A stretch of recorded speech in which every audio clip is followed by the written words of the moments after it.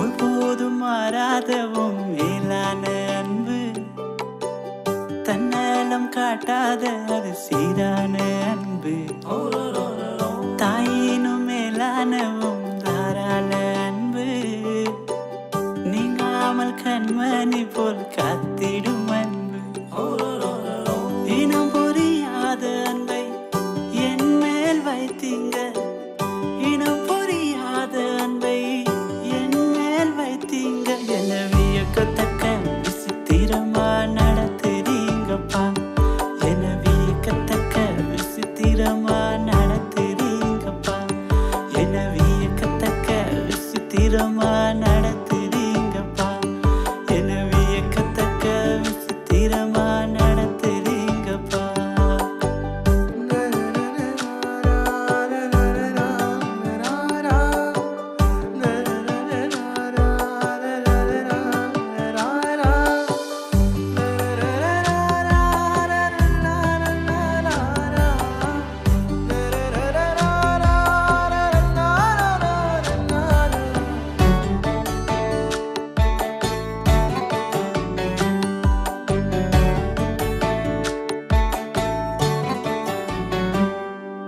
கந்தை துணிய போல கசக்கி எறியப்பட்டவன் நான், காடி நீரை போல கசப்பாய் ருசிக்கப்பட்டவன் நான். கந்தை துணிய போல கசக்கி எறியப்பட்டவன் நான், காடி நீரை போல கசப்பாய் ருசிக்கப்பட்டவன் நான். கழுதை என் மேல் நீர் ஏறி அமர்ந்த பின்னே, கரடு முரடான பாதை நேராய் கண்டேன். என்ன வியக்கத்தக்க விசித்திரமா நடத்துறீங்கப்பா, என்ன வியக்கத்தக்க விசித்திரமா நடத்துறீங்கப்பா, என்ன வியக்கத்தக்க விசித்திரமா நடத்துறீங்கப்பா, என்ன வியக்கத்தக்க விசித்திரமா நடத்துறீங்கப்பா.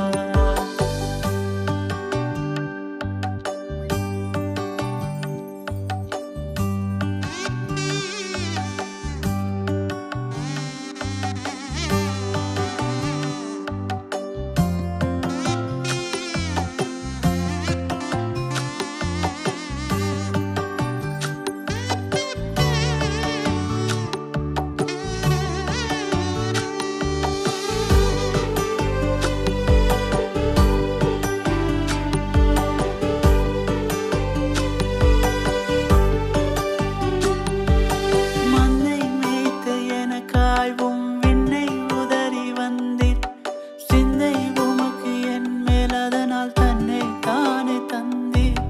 மந்தை மேய்த்த எனக்காய்வும் விண்ணை உதறி வந்தீர், சிந்தை உமக்கு என் மேல் அதனால் தன்னை தானே தந்தீர். கூரை என்னுள் நீர் குடி புகுந்த பின்னே, குறைவுகள் எல்லாம் எனில் நிறைவானதை கண்டேன். என வியக்கத்தக்க விசித்திரமா நடத்துறீங்கப்பா, என வியக்கத்தக்க விசித்திரமா நடத்துறீங்கப்பா, என வியக்கத்தக்க விசித்திரமா நடத்துறீங்கப்பா, என வியக்கத்தக்க விசித்திரமா நடத்துறீங்கப்பா. ஒருபோதும் மாறாதவும் மேலான அன்பு, தன்னலம் காட்டாத அது சீரான அன்பு. தாயினும் மேலானவும் தாராள அன்பு, நீங்காமல் கண்மணி போல் காத்திடும் அன்பு.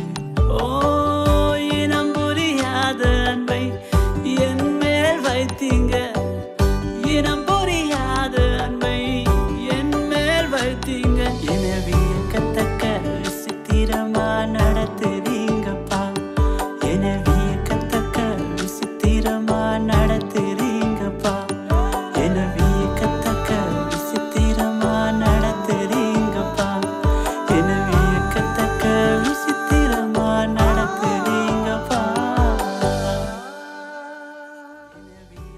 இன்றைக்கு நம்முடைய செய்தியின் தலைப்பு ஆண்டவருடைய 7 வாக்குத்தத்தங்களை அல்லது ஆண்டவருடைய 7 ஆசீர்வாதங்களை சுதந்திரித்துக் கொள்வதற்கு 3 நிபந்தனைகள், 3 conditions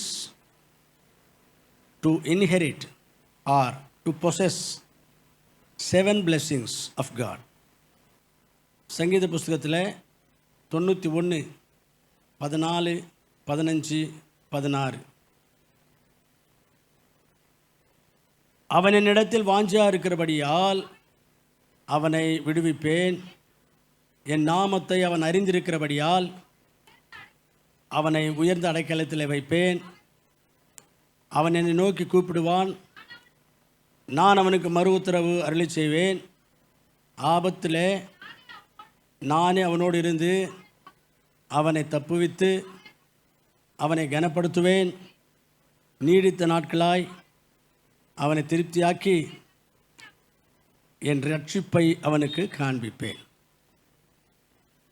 இந்த 91ஆம் சங்கீதம் கர்த்தருடைய நிழலுக்குள்ளே, அரவணைப்புக்குள்ளே தங்களை சமர்ப்பித்து கொண்டு கர்த்தருடைய பிள்ளைகளாய் வாழுகிறவங்களுக்கு கர்த்தர் கொடுக்கிற வாக்குத்தத்தங்கள் நிரம்பிய ஒரு சங்கீதம்.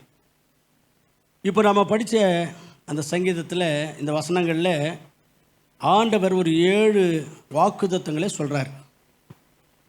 இந்த 7 வாக்குத்தத்தங்களை நீங்கள் சொந்தமாக்கி கொள்ள வேண்டுமானால், சுதந்திரித்து கொள்ள வேண்டுமானால் 3 காரியங்களை செய்யணும் அப்படின்ட்டு இங்கே நாம் படிக்கிறோம்.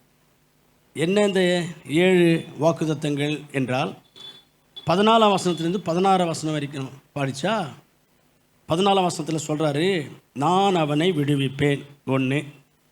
அதே 14 வசனத்தில் இருக்குது, நான் அவனை உயர்ந்த அடைக்கலத்திலே வைப்பேன் அல்லது உயர்த்துவேன்.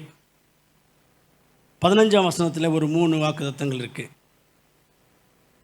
அவன் என்னை நோக்கி கூப்பிடுவான், நான் அவனுடைய ஜபங்களுக்கு பதில் கொடுப்பேன். 15ஆம் வசனம், நான் அவனோடு இருப்பேன், அதாவது துணையாக இருப்பேன். அதே 15ஆம் வசனத்தில் அவனை நான் தப்புவிப்பேன். 6வதாக 6th blessing 16ஆம் வசனத்தில் நீடித்த நாட்களால் அவனை திருப்தியாக்குவேன், தீர்காயுசோடு வாழ்வாங்க. 7வது என் ரட்சிப்பை காண்பிப்பேன். அந்த குடும்பத்தில் யாரெல்லாம் ரட்சிக்கப்படலையோ அவங்கெல்லாம் ரட்சிக்கப்படும்படி கர்த்தருடைய ரட்சிப்பை நம்முடைய குடும்பங்களில் காண்பிப்பாராம். மறுபடியும் சொல்கிறேன் பாருங்கள், நான் அவனை விடுவிப்பேன், உயர்ந்த அடைக்கலத்தில் வைப்பேன், ஜபங்களுக்கு பதில் தருவேன், அவனோடு துணையாக இருப்பேன், அவனை தப்புவிப்பேன், நீடித்த நாட்களாக திருப்திப்படுத்தி என் ரட்சிப்பை காண்பிப்பேன். 7 ஆசீர்வாதங்கள். இந்த 7 ஆசீர்வாதங்கள் அல்லது இந்த 7 வாக்குத்தத்தங்கள் நாம் சுதந்திரித்து கொள்ள வேண்டுமானால், அதே 3 வசனங்கள்லேயே ஒரு 3 கண்டிஷன்ஸ் ஆண்டவர் சொல்கிறார், 3 நிபந்தனைகள். அதன்படி நீங்கள் செய்தால் இந்த 7 ஆசீர்வாதங்களை நீங்கள் சுதந்திரித்து கொள்ளலாம் அப்படின்ட்டு நாம் இங்கே படிக்கிறோம். என்ன இந்த கண்டிஷன்ஸு? 14ஆம் வசனத்தில் 2ம் 15ஆம் வசனத்தில் 1 இருக்குது. 14 வசனத்தில் என்ன இருக்குன்னா, அவன் என்னிடத்தில் வாஞ்சியாக இருக்கிறான். 2வது என் நாமத்தை அவன் அறிந்திருக்கிறான். 3வது என்னை நோக்கி கூப்பிடுவான். 15ஆம் வசனத்தில் அந்த 3 கண்டிஷன்ஸ் என்னன்னு சொல்லி தெரிஞ்சுக்கிட்டு அதன்படி நடந்து இந்த 7 ஆசீர்வாதங்களை சுதந்திரித்து கொள்வதுக்கு கர்த்தர் நமக்கு உதவி செய்வாராக. 1வது கண்டிஷன் என்ன சொல்லுங்க? என்னிடத்தில் அவன் வாஞ்சியாக இருக்கிறான். அப்போ ஆண்டவருடைய இந்த 7 ஆசீர்வாதங்கள், 7 ப்ராமிசஸ் நாம் சுதந்திரித்து கொள்ள வேண்டுமானால் ஆண்டவர் மீது வாஞ்சியாக இருக்கணும். யார் மீது வாஞ்சியாக இருக்கணும்? ஆண்டவர் மீது வாஞ்சியாக இருக்கணும். ஆண்டவர் மீது வாஞ்சியாக இருப்பது என்றால் என்ன? ஒரு 5 விஷயங்கள் சொல்கிற பாருங்க. ஆண்டவரிடத்தில் ஜபம் பண்ணுவதற்கு வாஞ்சியாக இருக்கணும். தானியேலை போல அந்த ஒரு சட்டம் இருந்துச்சு, ஜபமே பண்ணக்கூடாதுன்னு. ஆனாலும் தானியேல் 6ஆம் அதிகாரம் 10ஆம் வசனத்தில் ஜபம் பண்ணுறார். அது சட்டத்துக்கு விரோதமான ஒரு விஷயமா இருந்தாலும் தானியேலுக்கு இருந்த ஜபத்தின் மீது வாஞ்சை அப்பேற்பட்ட வாஞ்சை. அதனால் ஜபத்தின் மீது நமக்கு வாஞ்சை இருக்கணும். நேரம் கிடைக்கும் போதெல்லாம் நாம் நமக்காக ஜெபம் பண்ணிக்கலாம், மற்றவர்களுக்காக ஜெபம் பண்ணிக்கலாம் என்கிற ஒரு யோசனை நமக்கு இருக்கணும், அந்த வாஞ்சி இருக்கணும். இது முதலாவது விஷயம். ரெண்டாவது, வாசிப்பதிலே வாஞ்சி இருக்கணும்.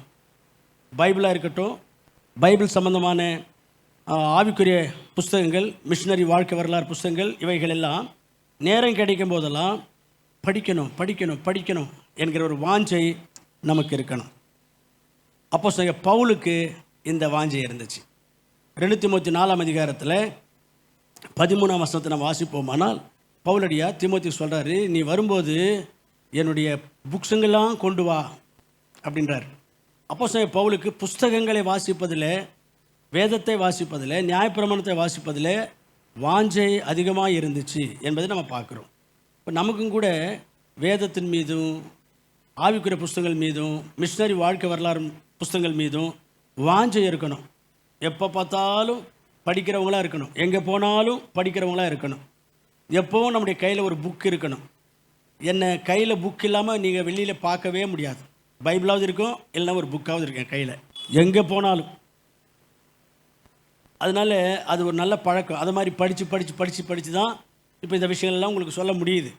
அதனால் நீங்களும் வரப்போகிற காலத்தில் நல்ல ஊழியக்காரர்களாக, நல்ல சத்தியங்களை ஆழமாய் சொல்கிறவங்களாக நீங்கள் இருக்கணும்னு சொன்னால், இப்போது நேரம் இருக்கும்போதே நல்லா படிச்சுட்டு நல்ல விஷயங்களை, நல்ல வேதத்துடைய சத்தியங்களையும் வேதத்தில் உள்ள காரியங்களையும் நீங்கள் படித்து உங்கள் மனசுக்குள்ளே நிரப்பிக்கணும்.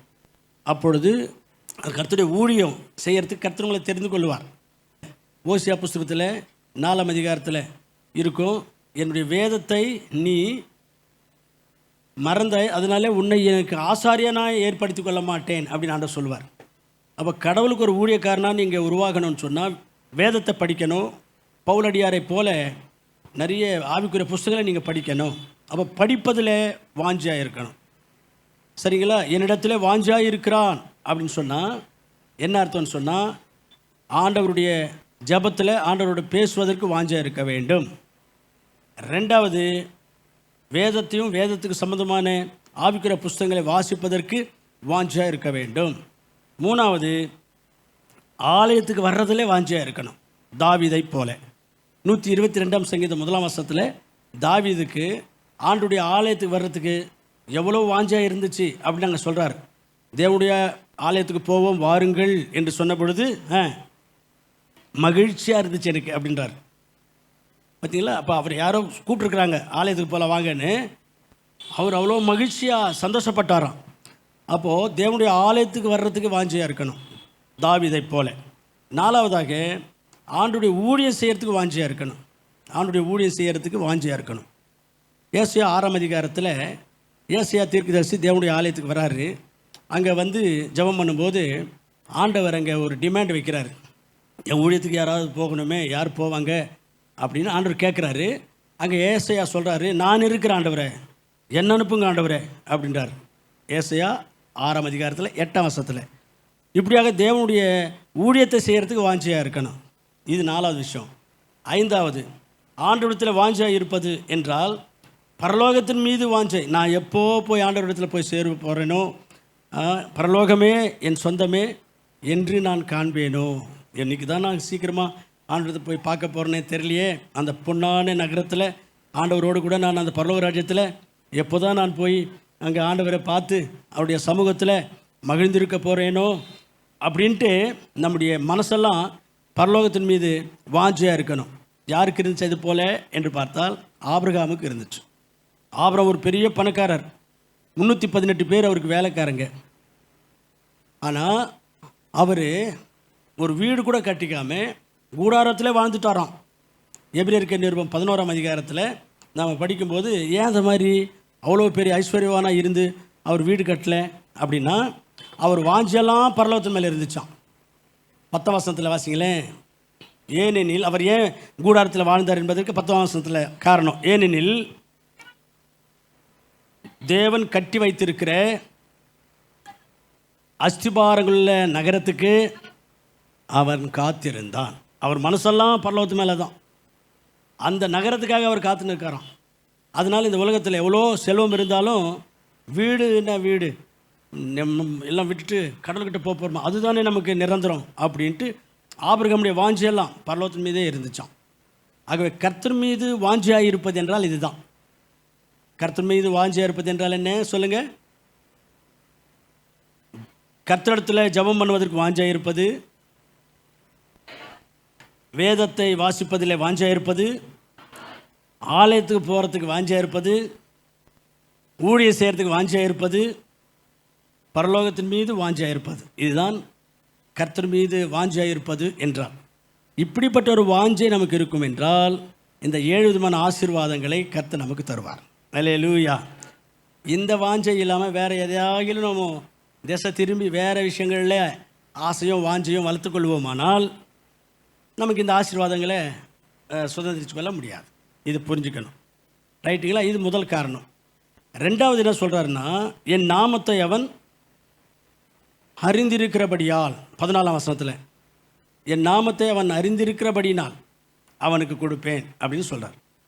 ஆண்டவருடைய நாமத்தை அறிவது என்றால் ஆண்டவருடைய குணாதிசயங்களை அறிந்து கொள்வது, அல்லது ஆண்டவரை குறித்து சரியாய் புரிந்து கொள்வது. Knowing God, not knowing about God, knowing God. கடவுள் எப்படிப்பட்டவர், அவருடைய குணாதிசயங்கள் என்ன, இதே அந்த புரிதல் நமக்கு இருக்கணும். ஆண்டவரை குறித்ததான அறிவு நமக்குள்ளே வளரணும். அப்படி நாம் கர்த்தரை அறிகிற அறிவில் வளருவோமானால் இந்த 7 விதமான ஆசீர்வாதங்களை கர்த்தர் நமக்கு தருவார்.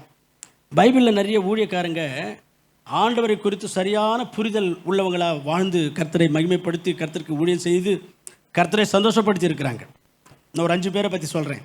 ஒரு 5 பேர் ஆண்டவரை புரிந்து நடந்தவங்க நிறைய பேர் இருக்கிறாங்க பைபிளில்.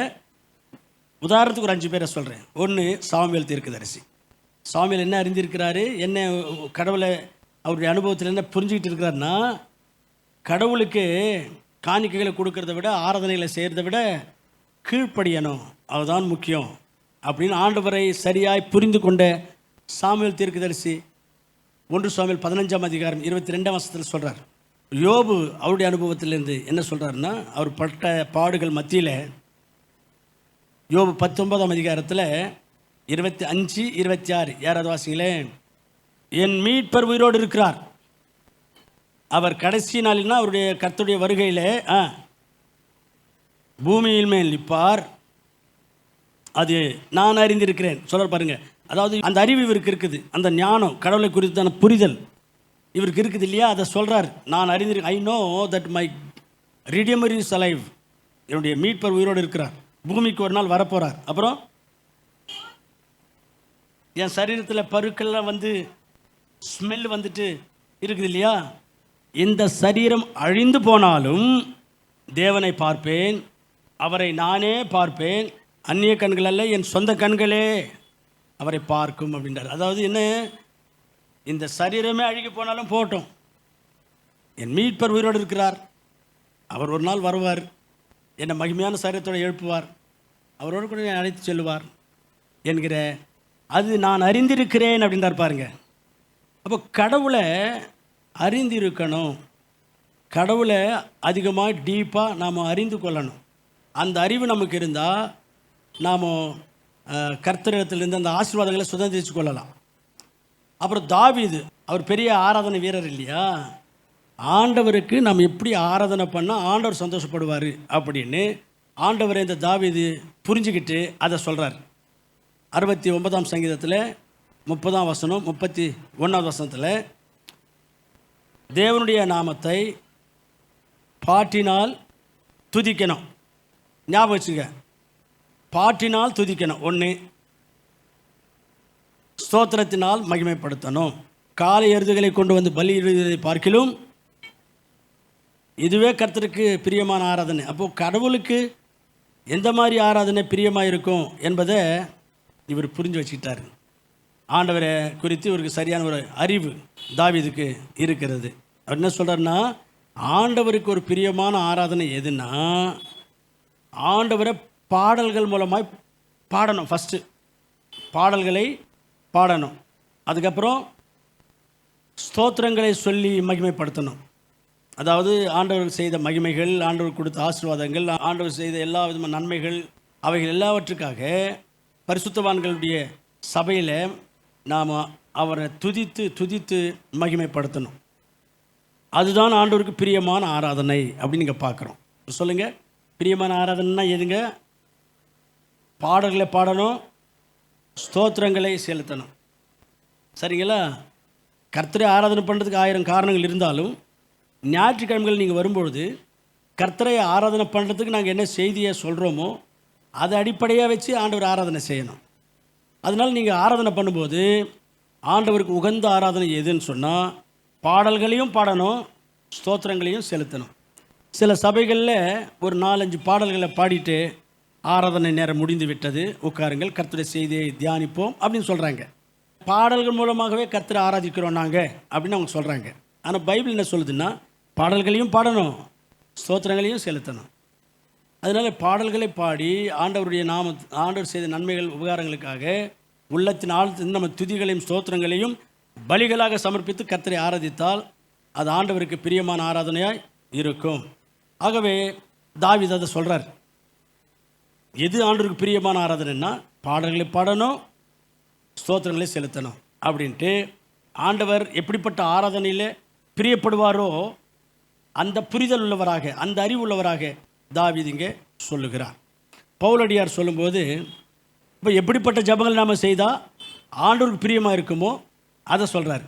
1 தீமோத்தேயு 2ஆம் அதிகாரத்தில் 1ஆம் வசனம், 2ஆம் வசனம், 3ஆவது வசனம் அங்கே நம்ம வாசிப்போமானால் நாம் எல்லாருக்காக ஜபம் பண்ணுறது ஆண்டவருக்கு பிரியமாக இருக்கும் அப்படின்னு சொல்கிறார். எல்லாருக்காகன்னு சொன்னால் ராஜாக்களுக்காகவும் எல்லா மனுஷருக்காகவும் அதிகாரத்தில் உள்ள அதிகாரிகளுக்காகவும் நாம் ஜபம் பண்ணணுமா. அதுதான் ஆண்டவருக்கு பிரியமான ஜபமாக இருக்குமா. யாருக்காக ஜபம் பண்ணணும்? எல்லா மனுஷருக்காக. எல்லா மனுஷருக்காகன்னு சொன்னால் அதில் விசுவாசிகள் அவிசுவாசிகள் எல்லாமே இருப்பாங்க. எல்லா மனுஷருக்காக ஜபம் பண்ணணும். அப்புறம் ராஜாக்களுக்காக, ராஜாக்கள்னு சொன்னால் ரூலர்ஸ், இந்த ஆளுகை செய்கிறவங்க, அவங்களுக்காக ஜபம் பண்ணணும். அப்புறம் அதிகாரத்தில் உள்ளவங்களுக்காக நாம் ஜபம் பண்ணணும். எத்தனையோ அதிகாரிகள் இருக்கிறாங்கல்ல, அவங்களுக்காகலாம் நம்ம ஜபம் பண்ணணும். இப்படிப்பட்ட ஜபந்தான் ஆண்டவருக்கு பிரியமான ஜபம். இப்படியாக கடவுளுக்கு எப்படிப்பட்ட ஜபம் பண்ணால் கடவுள் சந்தோஷப்படுவார் என்கிற அறிவு புரிதல் பவுலடியாருக்கு இருந்துச்சு. அதை இங்கே அவர் சொல்கிறார். சரிங்களா? அதுதான் ஆண்டவர் அங்கே சொல்கிறது. என் நாமத்தை அறிந்திருக்கிறபடியினால் ஆண்டவர் சொல்கிறாரு. அப்படின்னா என்ன? எனக்கு எது பிரியம், எது பிரியம் இல்லை, எதில் நான் சந்தோஷப்படுவேன், எதில் சந்தோஷப்பட மாட்டேன், இப்படி என்னுடைய குணாதிசயங்களை அறிந்திருக்கிறபடியினால் அவனுக்கு அந்த 7 ஆசீர்வாதம் தருவேன்னு சொல்கிறாரு ஆண்டவர். இதுதான் அர்த்தம். பவுலடியார் எப்படிப்பட்ட ஜபத்தில் ஆண்டவர் சந்தோஷப்படுவார் என்பதை புரிந்தவராக, அந்த அறிவுள்ளவராக நமக்கு அறிவுரையை சொல்லுகிறார். 5வதாக பேதுரு சொல்லுவார். பேதுரு ஆண்டவரை குறித்து அவருக்கு என்ன ஒரு அறிவு இருந்துச்சோ, என்ன அண்டர்ஸ்டாண்டிங் இருந்துச்சோ, எந்த அளவுக்கு புரிதல் இருந்துச்சோ அதை 2 பேதுரு 3ஆம் அதிகாரம் 9ஆம் வசனத்தில் சொல்லுவார். என்ன சொல்கிறாருன்னா, ஆண்டவர் வர்றதுக்கு டிலே பண்ணுறாரு, தாமதம் பண்ணுறாருன்னு நிறைய பேர் நினச்சிட்டு இருக்கிறாங்க. அப்படியெல்லாம் ஒன்றும் இல்லை. அவருடைய வருகையை ஏன் தள்ளி போடுறாருன்னா எல்லாரும் மனம் திரும்பட்டும் என்பதற்காக தான் டிலே பண்ணுறாரு அப்படின்ட்டு பேதுரு ஆண்டவரை புரிந்தவராக, ஆண்டவரை குறித்து சரியாய் அறிந்தவராக இதை சொல்கிறார். இப்போ பேதுருவுக்கும் ஆண்டவர் மீது நல்ல ஒரு புரிதலும் அறிவும் இருந்திருக்கிறது. பிரியமானவர்களே, இப்படி நமக்கு ஆண்டவரை குறித்து சரியான அறிவும் புரிதலும் இருந்தால் நாம் ஆண்டவருக்கு ஏற்ற பிள்ளைகளாக நாம் ஜீவிப்போம். ஆண்டவரும் நம்ம பார்த்து சந்தோஷப்படுவார், நமக்கு எல்லா ஆசீர்வாதங்களையும் கூட்டி தருவார். அதனால் நம்ம ஆண்டவரை சரியாய் புரிந்து கொள்ள வேண்டும். அதனால் பவுலடியாரும் கூட கர்த்தருடைய சபை மக்கள் எல்லாரும் ஆண்டவரை அறிகிற அறிவிலே வளர வேண்டும் என்று அவர் ஜபம் பண்ணுறார். எபேசு 1:17 அந்த ஜபம் இருக்கும். அப்போ கர்த்தர் பிள்ளைகளாக இருக்க நாம் எல்லாரும் ஆண்டவரை சரியாய் அறிந்திருக்க வேண்டிய விதத்தில் அறிஞ்சிருக்கணும், புரிந்திருக்க வேண்டிய விஷயத்தில் புரிஞ்சுக்கிட்டு இருக்கணும். ஆண்டவரை குறித்து சரியான புரிதலும் அறிவும் நமக்கு இருந்தால் நாம் அற்புதமாக ஆண்டவருடைய பாதையில் தவறில்லாமல், மிஸ்டேக்ஸ் இல்லாமல் நம்ம நடந்து கொள்ள முடியும். அன்றைக்கு ஆண்டவர் சொல்லும்போது சொன்னார், மார்க் 12:14, நீங்கள் ஆண்டவரை குறித்தோ வேதத்தை குறித்தோ உங்களுக்கு அறிவில்லை, அதனால தான் நீங்கள் நிறைய மிஸ்டேக்ஸ் பண்ணுறீங்க அப்படின்னு சொன்னார். அப்போ நமக்கு ஆண்டவரை குறித்து சரியான ஒரு புரிதல் நமக்கு இருக்கும் என்றால் நம்ம எந்த மிஸ்டேக்ஸும் பண்ணாமல் கர்த்தருடைய வழியில் கர்த்தரை மகிமைப்படுத்துகிறவங்களா நாம் இருக்க முடியும். ஆண்டவருடைய நாமத்தை சரியாய் புரிந்து கொண்டு ஆண்டவரை குணாதிசயங்களை சரியாய் அறிந்து கொண்டு நடந்தால் கர்த்தர் அந்த 7 விதமான ஆசீர்வாதங்களை நமக்கு தருவார் என்பதை நாம் புரிஞ்சு கொள்ளணும். இங்கே ஆண்டவர் சொல்லும்போது அதான் சொல்கிறார், அவன் என்னுடைய நாமத்தை அறிந்திருக்கிறபடினால் அவனுக்கு இந்த 7 ஆசீர்வாதங்கள் சொல்கிறார் பாருங்கள். அப்போ ஆண்டவர் குறித்து சரியான ஒரு அறிவு தெளிவு நமக்கு இருக்கும் என்றால் 7 விதமான ஆசீர்வாதங்களை கர்த்தர் நமக்கும் தருவார். அல்லேலூயா. 3வது கண்டிஷன் என்னென்னா, அவன் என்னை நோக்கி கூப்பிடுவான் அப்படின்னு சொல்கிறார். அப்படின்னா அவன் எனக்கு ஜெபம் பண்ணுவான் அப்படின்னு சொல்கிறார். அப்போ ஆண்டவருக்கு நாம் ஜெபம் பண்ணால் ஆண்டவர் நம்மை பார்த்து சந்தோஷப்படுவார், நம்மை ஆசீர்வதிப்பார். நம்ம யாருக்காக ஜெபம் பண்ணணும்னு சொன்னேன், நாம் எல்லா விசுவாசிகளுக்காக ஜெபம் பண்ணணும், ராஜாக்களுக்காக ஜெபம் பண்ணணும், அதிகாரத்தில் உள்ள எல்லாருக்காகவும் நாம் ஜெபம் பண்ணணும். அதுதான் ஆண்டவருக்கு பிரியம். நமக்காக மட்டுமே ப்ரேயர் பண்ணிட்டு இருந்தால் அந்த ஜெபங்களில் ஆண்டவர் சந்தோஷப்பட மாட்டார். அந்த ஜெபங்களில் ஆண்டவர் சந்தோஷப்பட மாட்டார். அதனால் நாம் ஆண்டவரிடத்தில் நல்ல ஜெபிக்கிறவங்களாக நாம் இருக்கணும், எல்லாருக்காக ஜெபிக்கிறவங்களாக இருக்கணும். அப்போ தான் ஆண்டவர் நம்ம மேலே பிரியமாக இருப்பார், நம்மை ஆஸ்வதிப்பார். ஜான் ஹைடு என்கிற ஒரு ஐயாவை குறித்து ஒரு புஸ்தகத்தில் படித்தேன். ஜான் ஹைடு அவர் பேர். அதிகமான நேரத்தை ஜபத்தில் செலவிடுகிற ஒரு தேவ ஊழியர். அவருக்கு ப்ரேயர் ஹைடு அப்படின்னு கூட ஒரு டைட்டில் இருந்துச்சு. அவர் ஆத்மாக்களுக்கெல்லாம் ஜபம் பண்ணுறதுல அவருக்கு ரொம்ப பாரம். பஞ்சாபில் இருந்துட்டு இருந்தார் அவர். அதனால தான் இன்றைக்கி நீங்கள் பஞ்சாபை பற்றி பார்த்தீங்கன்னு சொன்னால், பஞ்சாப் நல்ல எழுப்புதலாக இருக்குது. நிறைய லட்சக்கணக்கானவங்க கர்த்தர் பிள்ளைகளாக கர்த்தரை ஏற்றுக்கொண்டு கர்த்தர் பிள்ளைகளாக மாறுறாங்க பஞ்சாபில். இன்றைக்கி நிறைய பெரிய எழுப்புதல் இருக்குது இன்றைக்கி பஞ்சாபில். அங்கே ஜான் ஹைடு என்கிற ஒரு ஊழியக்காரர் ஊழியம் செஞ்சார். அவர் இந்த அழிஞ்சு போகிற ஆத்துமாக்களை குறித்து அதிகமாக பாரம் உள்ளவர், எல்லாருக்காக ப்ரேயர் பண்ணுற ஒரு ப்ரேயர் வாரியர்.